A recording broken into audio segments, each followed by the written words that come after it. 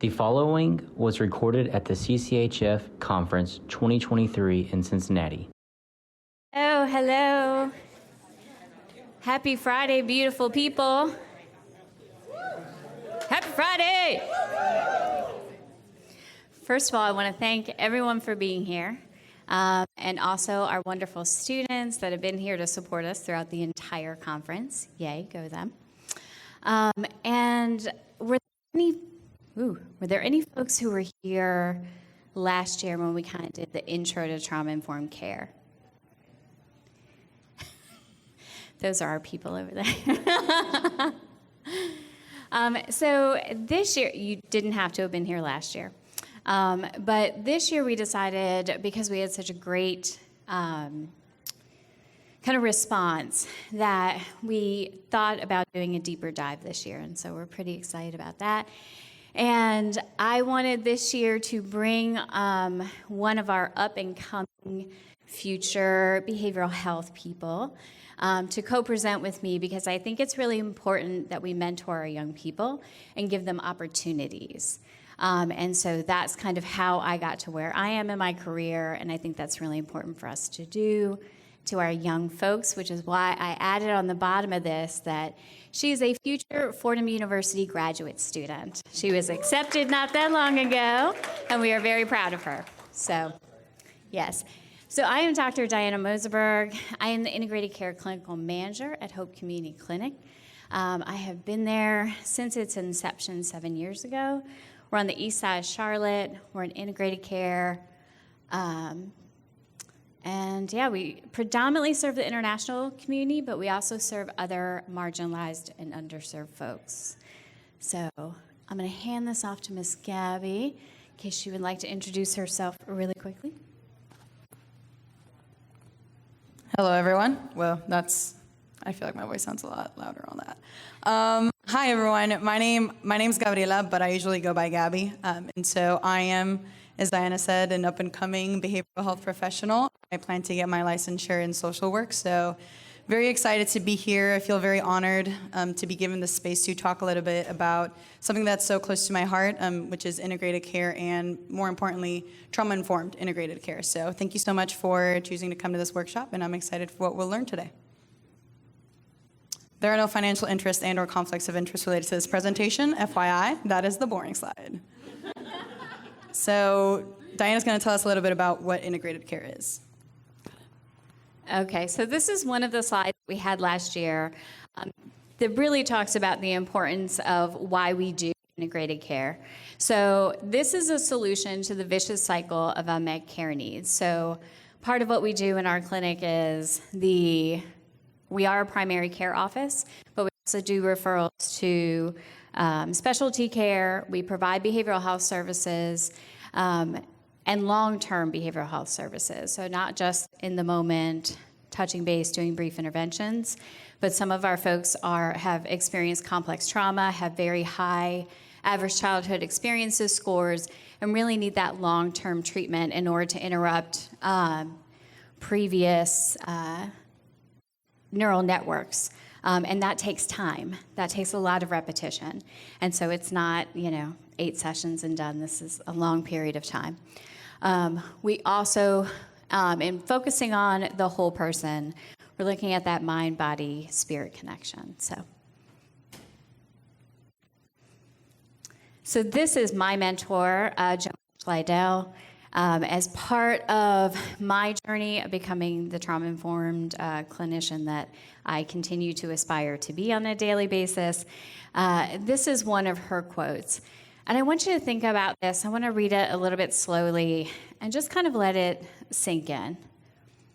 A resilience-based, trauma-informed, inclusive, and intersectional approach for health promotion involves ensuring equitable, respectful, and engaging participation in which everyone is treated with thoughtful consideration of all life experiences that influence a potentially challenged health and well-being.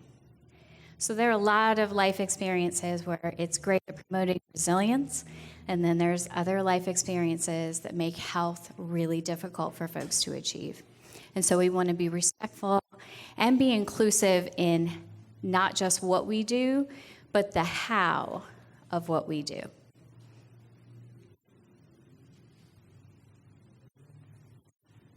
So diving into what are the key principles of a trauma-informed approach. So we're working based off of a document by SAMHSA titled Everyone Can Be Trauma-Informed. And so if you want to look deeper into some of the things that we're going to talk about today, you can always look up that document. It is on their website. So first, I would like to point out that all of these principles are interconnected. They all work together to promote what is a trauma-informed care approach. And so first we have safety. So we're not just talking about physical safety, but also emotional and psychological safety. So ensuring that we are a safe space for the people that come through our clinics or whatever our organizations focus on. And so making sure that it is a space free of coercion, harassment, bullying, any form of discrimination. Second, we have trustworthiness and transparency. So a lot of times in our space, we have people that come through that don't necessarily have the skills to communicate, whether that be because of language barriers or lack of education. And so we really want to make sure that the way that we communicate with people is trauma-informed, because that's going to foster trust, not just in us as their care providers, but also trust in themselves and in their confidence to take ownership for their own health. Moving on to peer support, we're all in healthcare, so we all, I hope, are familiar with the fact that humans need attachment. We need connection, and we need healing environments to do that. And so this peer support key principle leans into connecting people into a space where they can do just that in a healthy way. Oh, thank you. Collaboration and mutuality. So I think we are all pretty familiar with the fact that telling others what to do doesn't always work out. You know, I feel like I'm pretty resistant when I am told what to do, and it's like I feel like I can make decisions for myself. And so in this space, we want to make sure that we're being trauma-informed and empowering our people to make decisions in a way that is genuine and warm and non-judgmental towards their lives. And so that also leads to empowerment, voice, and choice. People own their stories. We are not the owners of their stories, and so part of being trauma-informed is recognizing that that is their own and that they can make choices for their own health, and we can help them develop the skills to do just that. Oh, not yet. And lastly, cultural, historical, and gender issues. So the context that we live in is extremely important for a trauma-informed approach. We have to consider and acknowledge not just the things that people have lived, but the generations that before them, the things that their generations before them have experienced. It is key to who they are, and while they might not find huge identity in their cultural background or their gender or their religion, it is something to consider if it's something they value highly. And so I think it's important to point out that the way that care is received by people should deeply impact the way that we deliver care.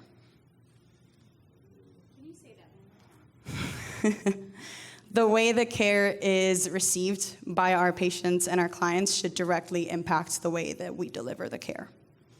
So that's huge, because people might not receive our help the way that we are intending to give it, and so we have to be in tune with how they feel, how they process what is happening in that exam room, in that counseling session, or even during that intake process.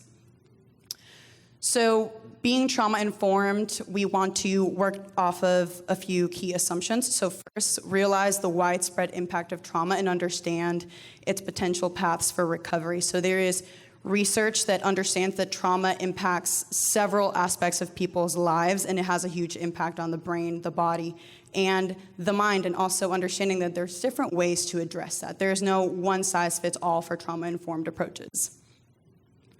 Number two, recognizing the signs and the symptoms of trauma in clients, families, staff, and other people involved in the system. So not just treating the symptoms themselves, but also treating the root of people's decision-making. You know, sometimes we have like non-compliant patients, and we're like, well, I don't understand why they're not doing this. I've explained this to them a billion times, but we have to get to the root of why they're making decisions in that way. What are they acting out of? We function out of what we believe. So what do our patients believe? About themselves, about the system, and even about us. Number 3, respond by fully integrating knowledge about trauma to policies, procedures, and practices. There is a huge gap between saying that we're going to do something and actually doing it. So putting into practice our trauma-informed approaches is very important. And number 4, finally, builds off of these last 3, and it's specifically focusing on preventing re-traumatization. So as I said before, people's stories are their own, and we can't force them into a healing process that they are not ready for. So we want to make sure that we are giving them the space to manage their trauma with the skills that we're giving them, but also in their own time. So all of these build off of each other. Trauma-informed practice is a way of addressing health and well-being that takes into consideration adverse life experiences and their potential influence on any aspect of life.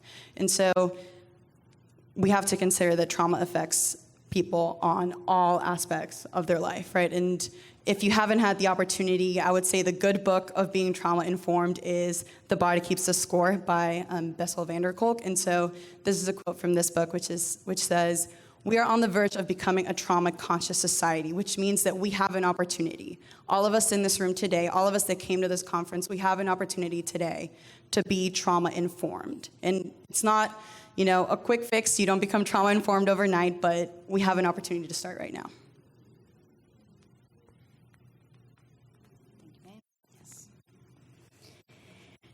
And so here's what we know about neuroscience. It indicates that humans thrive in settings that are calm and soothing.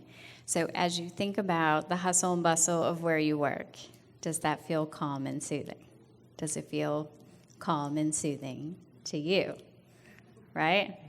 So this is really important when we're talking about the science of resilience, right? And how folks best overcome the obstacles and the challenges and the stressors that they're facing all the time.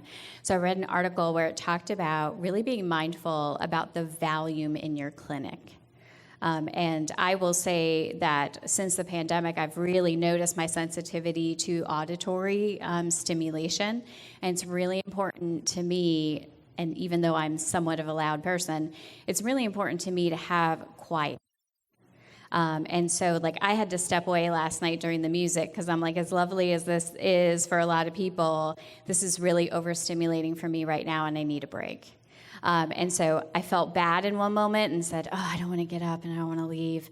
I don't want anyone to be like, what is she doing? And then I was like, but being trauma-informed means I need to take good care of myself. So I need to do what I need to do in that moment. So really being mindful about your space, and is it a calm and soothing space for folks, right? We need to promote optimal development, and we're going to talk a little bit more about that. You need to provide a variety of stimulating, engaging, and increasingly challenging experiences that have enough repetition to get desired outcomes. Things have to happen again and again and again and again and again. So you had folks typically that have had a lifetime of difficulty, and now they need to have that same experience of positive regard, right? Of people giving them care and compassion, about people being honest with them, right? So many of our folks come in very skeptical, and rightly so. I don't want people to trust me when they walk in the door because I haven't earned it. And so when we talk about cultural context, especially when we're talking about healthcare, we better be ready to acknowledge our own history and how we have treated folks. And why, when they walk in the door, they should most definitely be guarded about what it is that we're doing. That is why the how of what we're doing is as important as the what we are doing. We want to reward pro-social behavior. And this is also really about, can we not always just spend time focusing on what's not going well, but also spend a great deal of time reinforcing the things that are going well? So their A1C may not be fantastic, right? Or our kiddo in behavioral health might have been suspended, but hey, they went 3 weeks without any incidents at school, which meant they were able to self-regulate for 3 weeks. Let's spend time focusing on that and give them the good stuff that their brain needs versus saying, let's process what happened, what should have done differently, blah, blah, blah, blah, blah, right?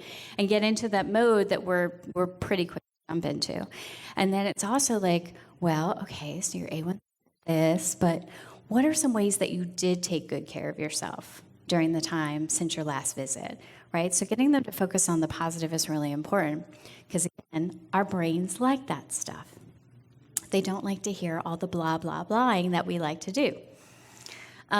Respond to people's needs with flexibility. So this is really about, there is not one path to recovery.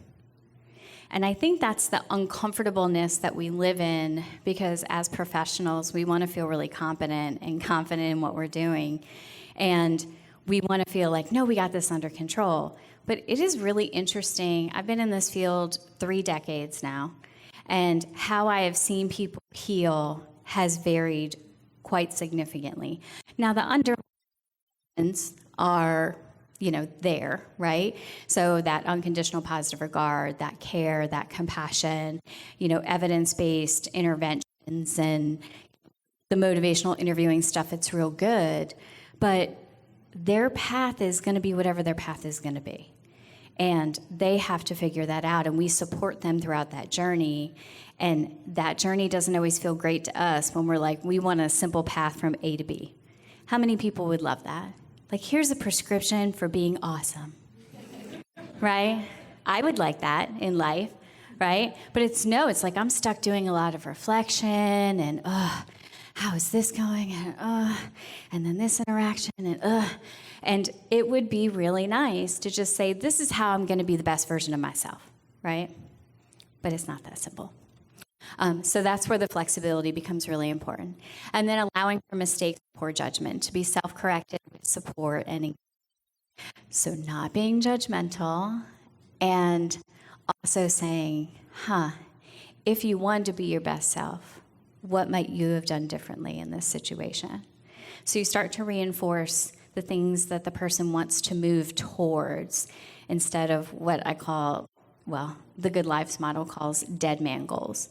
Like, those are things a dead man can do. What is it that you want to move towards based on what you value and based on what you believe? Okay, so here's our elements of optimal child development. I promised the development stuff was coming, and here it is. So the lovely Miss Gabby mentioned physical and psychological safety. Now, these are referencing initially child development, but now I want you to think about this during the entire lifespan. So what does this mean?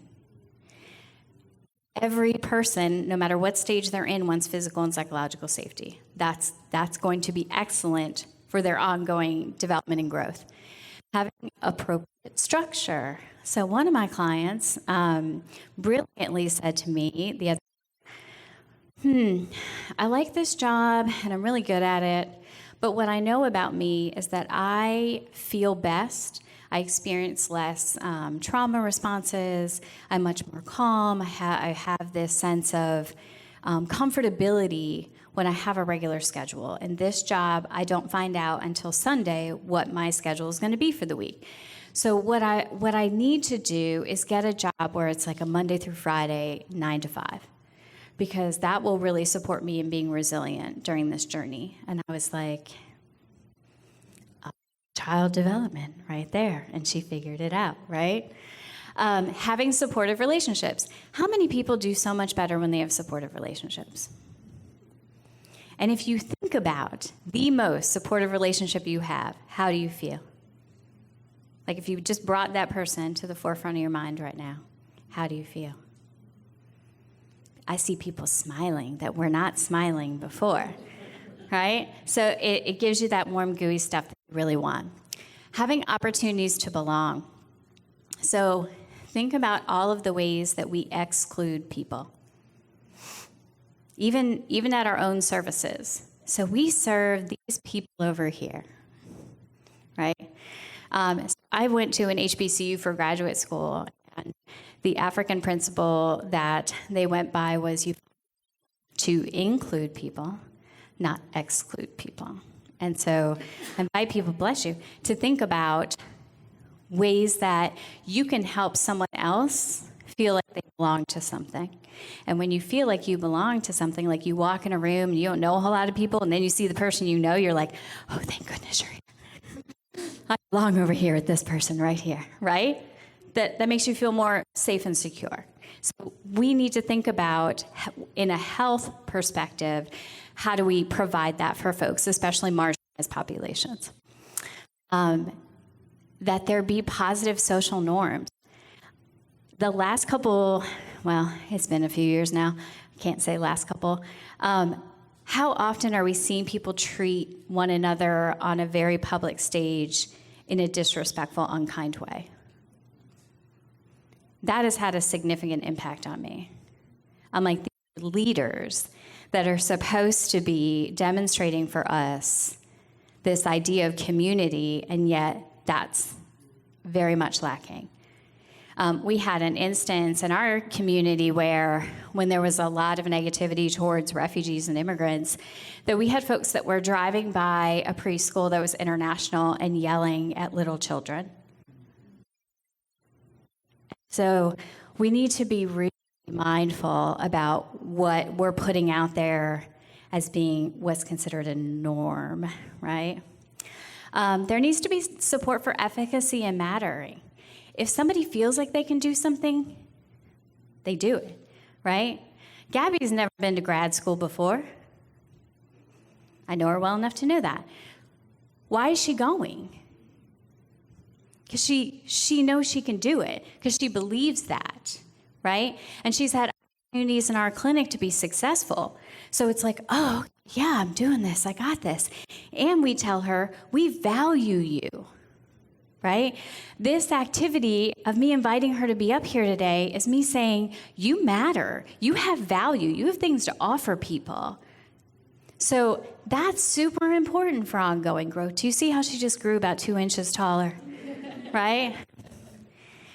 And then opportunities for skill building with, again, support and ongoing positive feedback around that.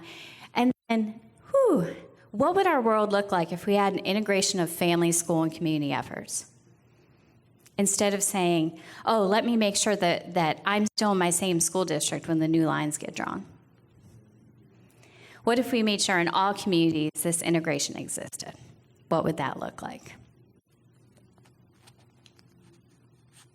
Oh, this is me. So we stole this beautiful picture, and it's really fantastic because I think it gives a nice visual of adverse childhood experiences in terms of what's happening in the home for people, what's in the community, and then what's happening in the environment, right? You look at the situation that just happened with the train derailment, right? That's pretty significant trauma, right? And yet, are we spending a lot of attention looking at how all these things then end up impacting us on a wider level, right? Like having been in towns where they were fairly rural, and all of a sudden you get attention because this massive thing happened, and then in the next news cycle, something else happens, and all that you need for healing is now gone. Or people get busy playing political games of whose fault it was, and the real issue of taking good care of the community is also gone. So.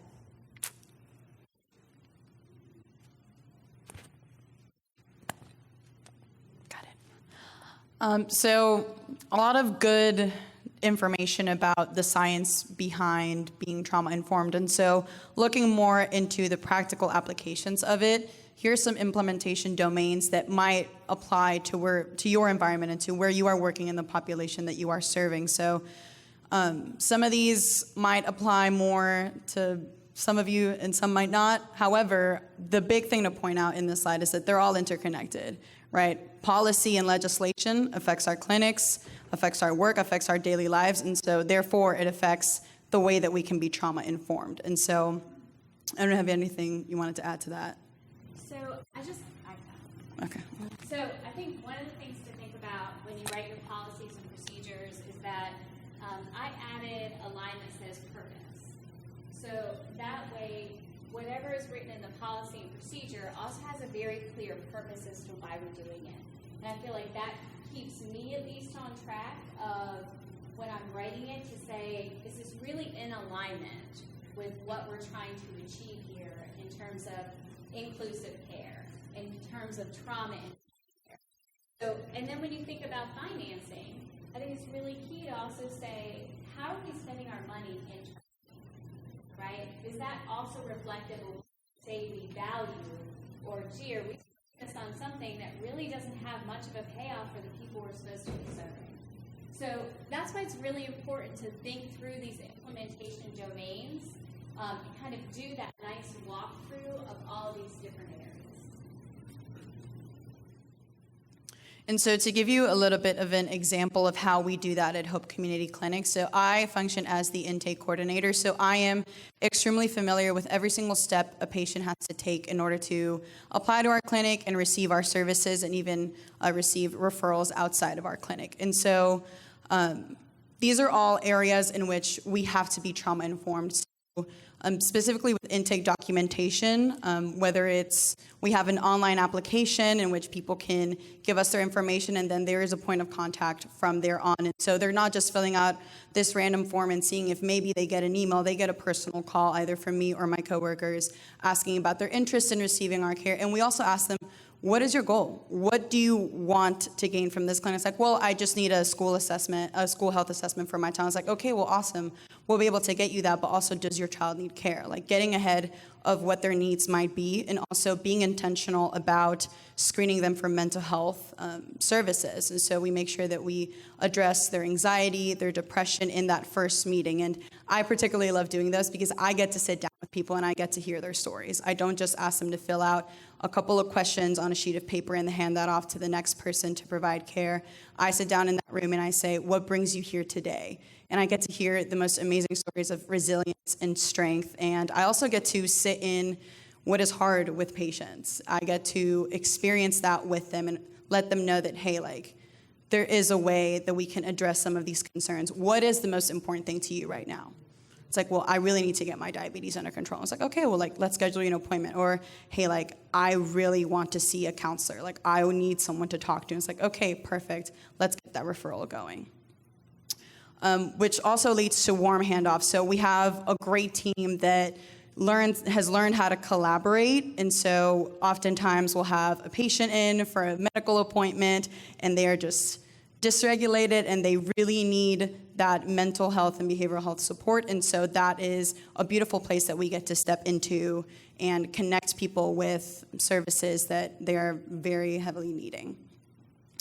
Language accessibility, it's really important to us to make people feel comfortable, right? And so we make sure that we have translators available, interpreters available. We have our resources translated as well. And so even in spaces where I do not speak a lick of Portuguese, and whenever a Portuguese patient comes in through those doors, I'm like, okay, here we go. And you can hear me practicing on my computer with Google Translate how to say things because I want to make sure that people know that they're welcome and that their health matters to me, and not just their health, but them as a person. They have value.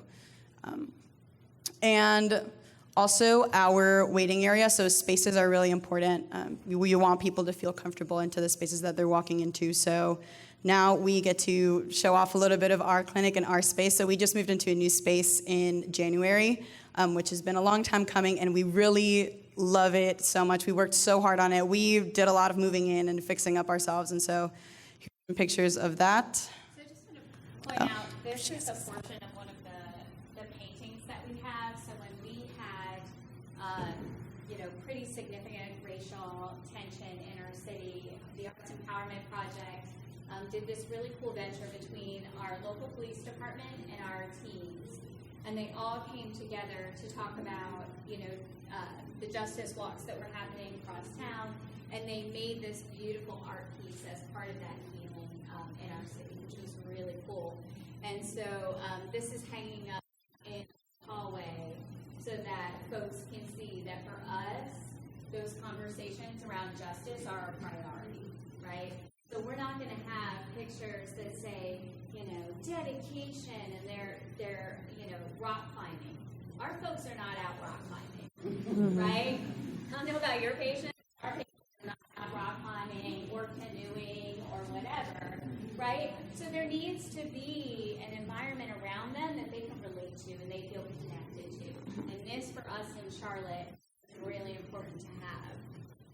So the first image here is our sign from outside. And so this points to the accessibility. So people know where we are. And so in moving to our new space, we were kind of a little bit further away from the bus station. So our community health worker designed a map that we can share with our patients and our clients as to how they can go through the bus station and then walk to our clinic. And we also have other transportation services like gas cards and bus tokens. So making sure that people know that we are accessible to them.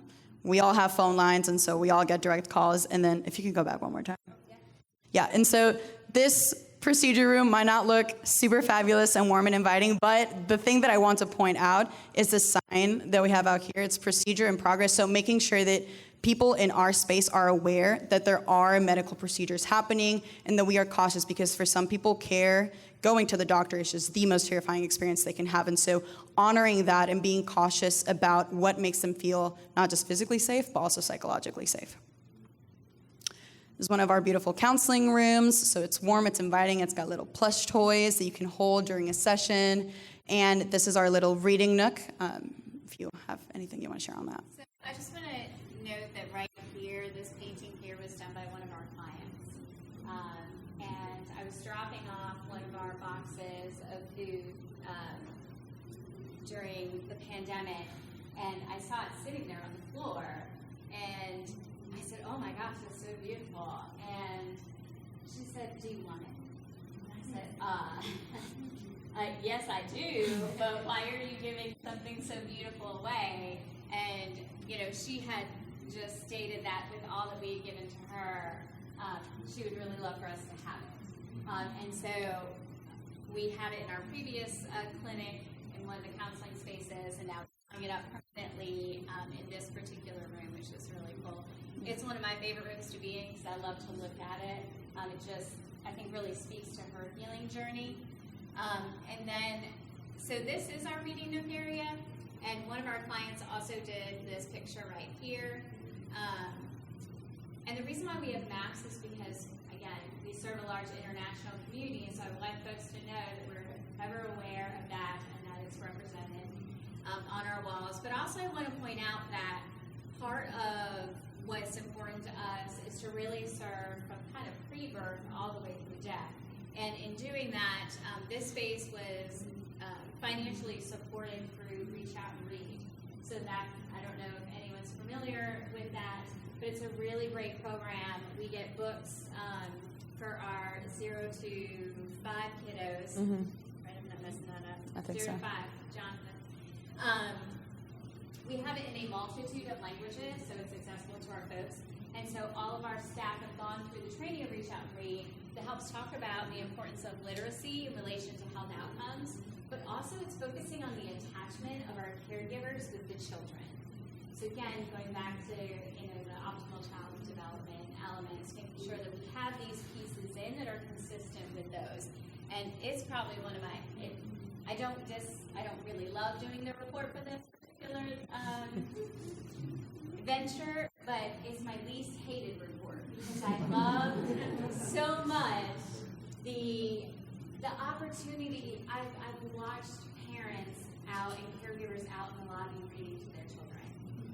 And to have gone from seeing where we saw a lot of people with screens out in the lobby with their children to people reading books was really exciting for me. And I'm also a book nerd, so. There's our lobby. And this is our lobby. So it's a bit of an extension of the reading nook. So just making sure it looks, as homey as a medical office can look. So yeah, we really love that. Empowering our clients and one another. So between stimulus and response, there's a space. In that space is our power to choose our response. In our response lies our growth and our freedom. So now we get to talk about something that's really, really exciting, and that is called self-regulation. So for those of you that might not have a clear definition on what self-regulation is, it is the capacity to formulate a plan of one's own and implement behavior to carry it out. So that means you have an idea of how you want to respond to something, and instead of responding how you feel in the moment, you go back to that plan and you say, this is the kind of person I want to be. So I'm going to make a mental, emotional, and psychological effort to respond in the way that I want to. So, and it's specifically focused on your values. So that response is going to be based on who you want to be. Okay, so how do we practice self-regulation? Y'all practice it every day. You're doing it right now. No one has like yelled out like, stupid, this is a dumb presentation. You people suck. Nor have you been like, woo, that was awesome. You know, like you're all like sitting there self-regulated. Even though I'm tired and it's Friday and we probably got up really early and traveled here. Like you all are doing a great job at self-regulation. Just want to point that out. Go you, right?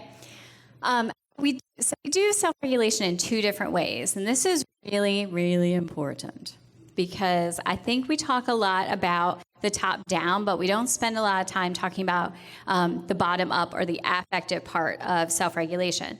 So depending upon how early you got here, you might have seen Gabby and I up here like dancing and singing, right? So that was our bottom up way of trying to self-regulate because we're like, oh, people are going to come in and they're going to look at us and stare at us while we're talking and they might think we're dumb. And, you know, and this is Gabby's first time presenting. So, you know, she's like, I might vomit in the corner. Like, bad things could happen. She did say that. But so we have to move our bodies, right, to also self-regulate and get, you know, we do breathing, all that kind of lovely stuff that really helps us to calm and gain control over our systems.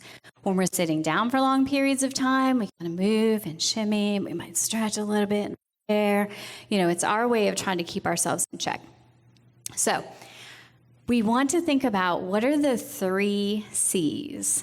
So if we want to practice self-regulation, we want to be calm, competent, and confident. It's really hard to be dysregulated. Calm, competent, and confident. Luke. And you also want to contradict feelings of helplessness, rage, or collapse. So there are times when people are responding in our clinic or outside of our clinic to trauma that they've experienced. So there are cues that come up, and they're responding out of that. So one of our clients missed her PT appointment, and it was our fault because there was an issue with the EHR system. But the point was, I got list of all the different times on a different day where she could make that up. So she had come in that day, I had just walked in the room, and I went to hand her the list, and this is what I got.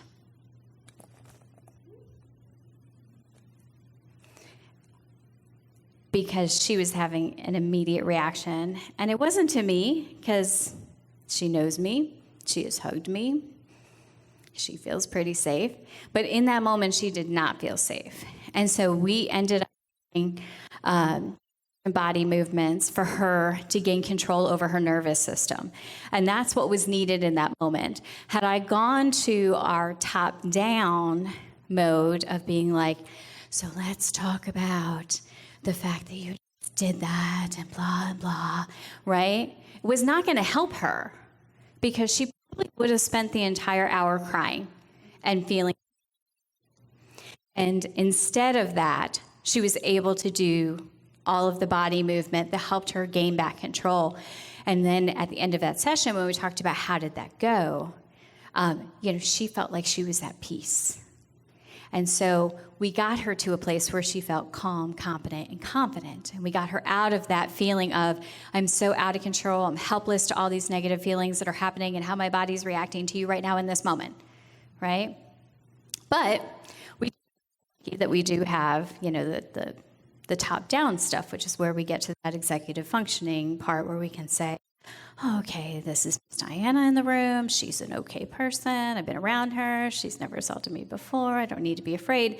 But that's not necessarily going to help her gain control of her nervous system. So promising efforts that help us develop self-regulation are activities to improve our functioning, give our brain that good stuff right up here, right, in our prefrontal cortex. And so for me, I like to read. Like, that's my jam. And that's how I challenge myself. If I had to play chess or checkers with people, that would not help me self-regulate because I become very dysregulated when I'm to play chess, especially with my husband. And creating a mindfulness practice. And I like to have folks practice mindfulness around positive self-affirmation, right? So I am worthy, I am lovable. And then again, having the repetition of over and over and over again.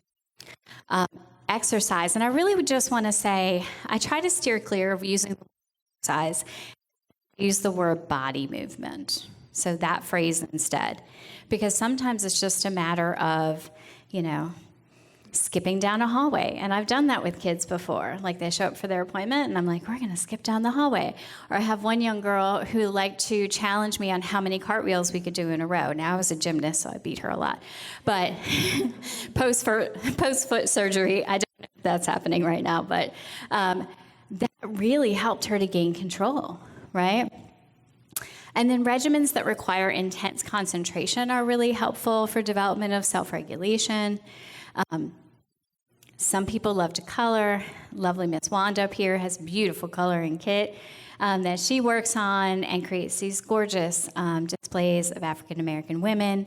And so it's really just about whatever works for you. Again, the path looks very different. Some young people like to learn. I never would have thought they would have wanted to learn. I had one kid learn piano. One person was really interested in doing fencing. We've had people do boxing. Like even... it's important to think about the different pathways of healing because sometimes we become really biased about what we think people are going to be interested in. Like, oh, here's a tall African-American kid. He probably wants to join the basketball team. I had a kid go, no, I'm really interested in this fencing thing. What's this thing you're talking about? That's really cool. I never heard about that before. And then I had a really small middle school Latino male who's like, I said, what would you like to do? There's so many different things. Let's talk about them. And I'm just throwing things like spaghetti on the wall. And I said, playing piano. And he goes, oh, wait, I could learn to play piano? And I said, yeah, there's this great program. And he's like, I want to learn how to play piano. Would I ever have thought about that? No. So again, we want to be really careful about what we're offering up. And then strategies that boost self-control and strengthen the ability to delay gratification. So I can walk by the donut and be like, oh, the Krispy Kreme donut is hot. The sign is on. Do y'all ever drive by the Krispy Kreme donut and be like, the sign is on, it's hot? I might successfully drive by it 5 times. But I'm practicing it, right? And I might come up with a new strategy like, I need to fit into this. Before my foot surgery, we went to Jamaica, and I was like, I want to wear this really cool new bikini. I just have to avoid these things over here. And that became my motivation in the moment. But I kept coming up with new and interesting strategies as to how to stay on track, which was very challenging for me because I like sweets. Everybody knows that. Sweets and coffee. So there are some tips that we can not only take for ourselves, but also give our patients and clients to just focus on their resilience. And so before we head into this, I do want to take a moment and I want to acknowledge that this is really hard. It is hard to be trauma-informed because that means that you have to pause. You have to take time with your patients and your clients to understand not just what it is that they need, in our opinion, but what it is that they want. And so it's hard to take the time to see people for not just for who they are, but also for who they want to be. So I just want to acknowledge that in the room very quickly because, well, not quickly. I think that's the opposite of what I'm saying. But I just want us to all acknowledge the fact that this is something that's really difficult to be intentional about, but that doesn't mean it's impossible. So just wanted to offer that encouragement before we head into this. Also, before I forget. Yes. On the Practice Self-Regulation website by Joanne Schleidel, there's actually a sheet that you can print off these expert tips for resilience, and we print them off and we have them laminated and we give them to our folks. So if that's something you'd be interested in, that resource is available free online. Absolutely. So up first we have develop a set of core beliefs that nothing can shake. So we have this activity that we often do when starting therapy with clients, and it's go through these 100 values, and people get to do this fun, sometimes lengthy activity of deciding what is important to them. And so basically, we want people to act out of the values that they hold most dear. So you pick 10, you end up with 10 out of the 100, and then sometimes you can even just focus on your top 5. And so when people make decisions, we ask them, does this go with the values that you've set for yourself? And it's not in a judgmental way, but to invite them to reflect on who they want to be. Next is try to find meaning in whatever trauma has happened. So part of healing is finding a purpose or a lesson in the experiences of your life, whether good, great, bad, or indifferent. It's really important to take the time to reflect on those. Number 3, perspective, trying to maintain a positive outlook. So inviting people into that reflection once again of what has happened and how am I looking at it and what can change just with changing the way that I see it.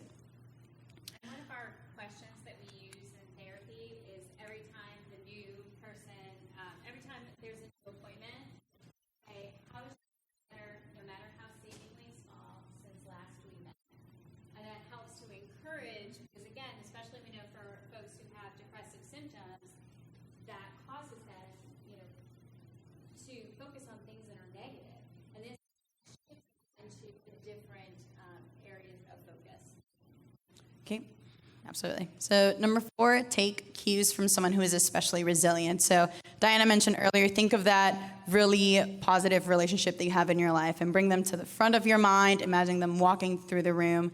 So encouraging people to look at those people and see how they respond to difficult circumstances in their lives and learn from them. And number 5, don't run from things that scare you, face them. An encouragement I always give my little sister is, the secret is doing things scared. You know, there's always going to be fear, there's always going to be what ifs, but taking a step towards things that might scare you, but also might totally work out in your favor is always a great opportunity. And I'm going to talk really fast. Be quick to reach out for support when things go badly. And we also talk with folks about how to assess who's a safe person to reach out to. Because many times folks that we know have reached out to support and they have not gotten what they needed. So we want to also acknowledge that it's really hard to do that when you've had those life experiences. Learn new things as often as you can. Find a body movement routine you'll stick to. Don't beat yourself up or dwell on the past. So this is where grace can enter the space. And then recognize what makes you uniquely strong and then own that. So I love these top 10 things. And then I want folks to really take a look at this slide and not just think about your patients. And hopefully you haven't just been doing that the entire time here. Hopefully you've also been thinking about yourself and your own resilience, because that's the most important starting point, right? It's thinking through finding a balance between energy expenditure and energy renewal. So for energy expenditure, we look at exercise and body movement, self-expression through art, drama, dance, and music, and then intellectual supports, which can be anything. And I will say, especially when we're working with kids, you know, we tend to focus on things that for us are really important. So we had this little kid, it was like, oh, he never wants to read, and we need to get him to read, and blah, blah, blah. And so he loved chess. He also beat me at chess all the time. And so I bought him advanced books on chess to read. And he loved them and read all the time. Because it was something he wanted to do. He wanted to read. The key first is I want to support his love of reading and his love of pursuit of knowledge. Not just saying you need to read for the sake of getting a good grade in school. Those things will come if we first support the foundational stuff. And then energy renewal, I know you all get so much rest. That's your strength. That's your superpower that you own. Many of us are not great at these. And relaxation. And I know for me, I've been so quick to be on the go the last few years that I have not spent the kind of time I needed to on reflection. And then, of course, meditation is also, we all know, very for everything. Doesn't matter what it is. It's good for us. And at the bottom, really just focusing on humans experience a wide range of arousal. Like, our life gets disrupted. And so it's how do we figure out how to maintain a good balance at all times, right? and not just tell people how they need to engage in self-care, because again, if I am saying that to you, I'm not helping you engage in self-care, right? So I feel like self-care has been the new thing that we bash people with. We say, we're going to beat you over the head with you need to engage in self-care, and you're not doing it, and you're not doing it right, and you're not doing it enough, and blah, and blah. And it becomes another activity that people have to do, right? Instead, I want you to think about, how do I love myself well? And what would that look like? And how do I breathe into the space at every moment to love myself as well as I could? That's self-care. And also, the systems that aren't loving us well should not be telling us that we need to engage in self-care, because they need to be giving us the space for that self-care. Does that make sense? All right. So the way that we wrap up our counseling sessions is asking these two pointed questions, specifically because it helps create consistency for our clients and it creates psychological safety. And not only that, it helps them practice remembering. So if we ask them, how has our time together been helpful and what might you want to remember? And they say, well, I don't know, it was all right. Well, they know that next week we're going to ask them the same question. So maybe they'll start to be a little bit more intentional in how they pay attention during our sessions. And so in the spirit of that, I would like to ask the room, and any of you can speak or raise your hands if you want, and say how our time together has been helpful and what key points might you want to remember. Yes? The team at Mercy Med in Columbus, Georgia has been struggling with this topic since your presentation last year. It was so excellent.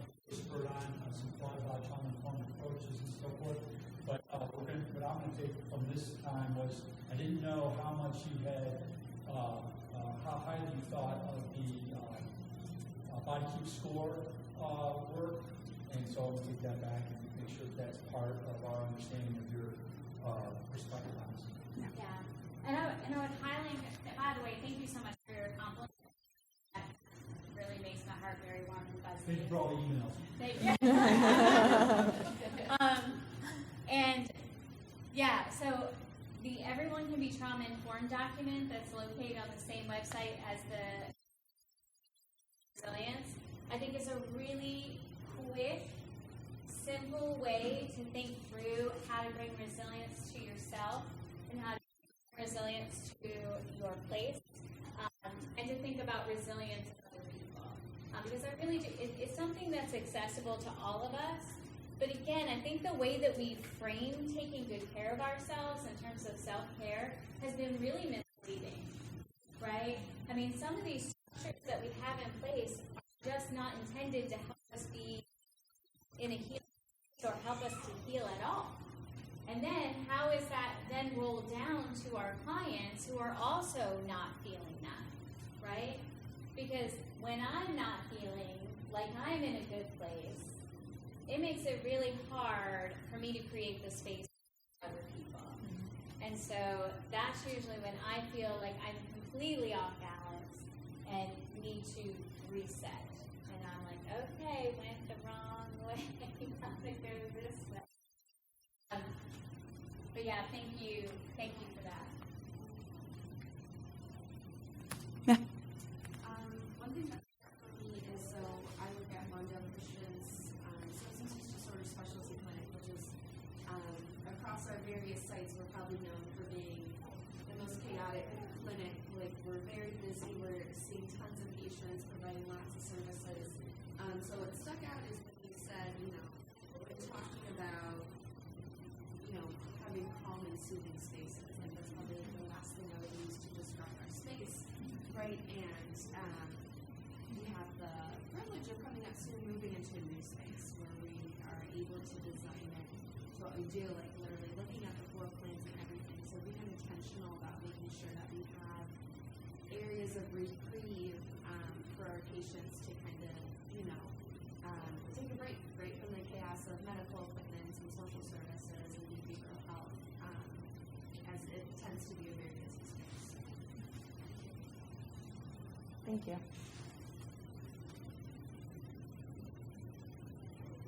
Yeah, I can't believe we got through all the slides, by the way. We I know. took a full whole bunch out. We got really nervous because we like to talk. What is the website? It should be just practiceselfregulation.com. Yeah. Or if you just Google practice self-regulation and then Joanne Schleidel, which is SCHLADALE.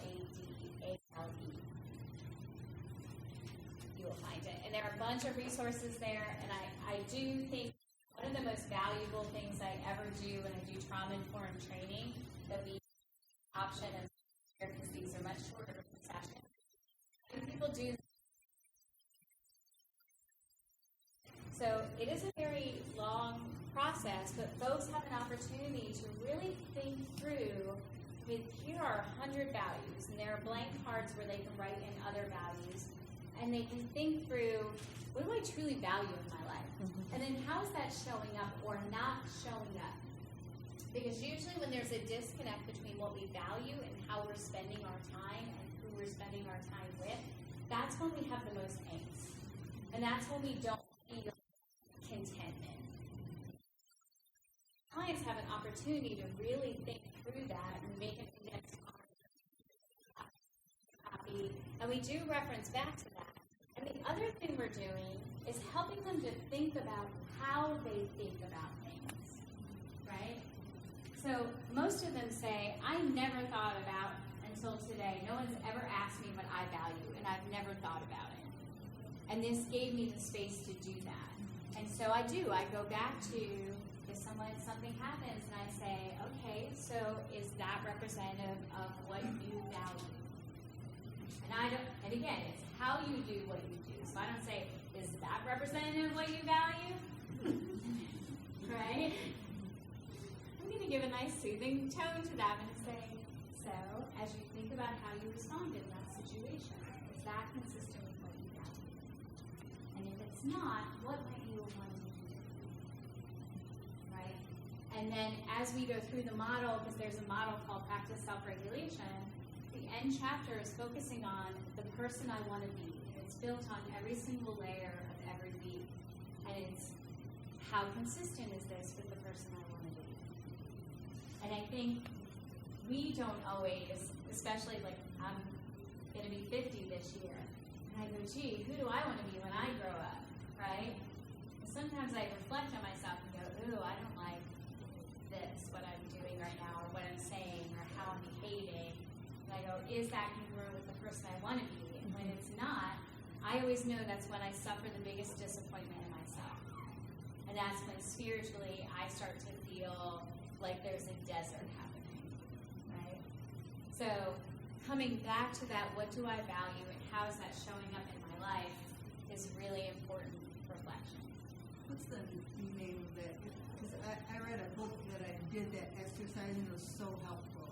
So it's a motivational interviewing activity. Okay. The values card store. All right, this values card. And you can Google that. Okay. We also have it because I've never found it online, but we have the Spanish version in our clinic. So if anyone wants that, we're happy to send that to you because we have it set up in sheets. Because then we print them, we laminate them, and we cut them so that we have the same in English and the same in Spanish. But I think it's super important. I think it's a super important activity to think through, and I encourage you to do it with your teams. So usually what happens when I do the longer 3-day training on this is that folks will come back the next day and say, I made my spouse do this with me. And I was like, well, that's not really trauma-informed. That you made your spouse do this. But they're like, it was really fascinating. Like, we learn new things about one another.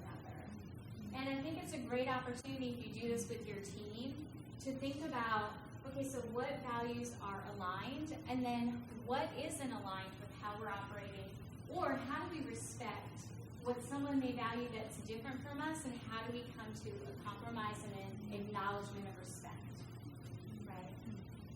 Yeah. You mentioned at the beginning, or you mentioned that one of the key principles is peer support. I'm a peer, so some of this really near and dear to my heart. Just wondering how you guys incorporate that into your So Dan, great question. So this is the lovely Miss Wanda Douglas. So she's a nationally certified family partner. She is actually starting an initiative with family members who peer support specialist training and really help engage folks throughout the clinic. She does a really beautiful job of that now. But then with other peer support specialists, so we're part of recovery course as a provider, and so we work with a lot of the peer supports that are part of that process, and we have partnerships with providers where we send folks to them for more traditional kind of peer support. But our focus is mainly on family because we have a lot of families as kind of our overall process. But we have a phenomenal organization called Promise Resource Network, and they fund a lot of peer support training in our town, and they do an excellent job of supporting individuals. So we typically will send people directly there because they get them like that in. And they also have this beautiful historic home that's part of the gorgeous area in Charlotte called Plaza Midwood. And they actually have instead of sending people to the ED when they're in a mental health crisis, they go there to this beautiful historic home where peer supports run the facility and the program, and they go there and they get the necessary support and possible medication refills or whatever it is that they need to support them being resilient in that moment, which I don't know if anyone's ever visited a hospital setting, but they're not warm and cozy and fuzzy, right? If you go to a children's hospital for medical, it's like vibrant and beautiful, and NFL players go there to visit them and hand out candy during Halloween. You go to a mental health facility for children, and it's the exact opposite of that, right? And so, I think it's important for us to think through what are our environments saying about healing, and that includes our communities. Mm-hmm. So are our communities truly a space for people to be seen, to be heard, to be respected, and to be included? And I think peer support is a really important component of that, because you need to have folks with other lived experiences where you see, I can be seen and heard by this person and not have to feel like I'm going to be judged, right? So thank you for what you do. It's amazing work. All right. Thank you.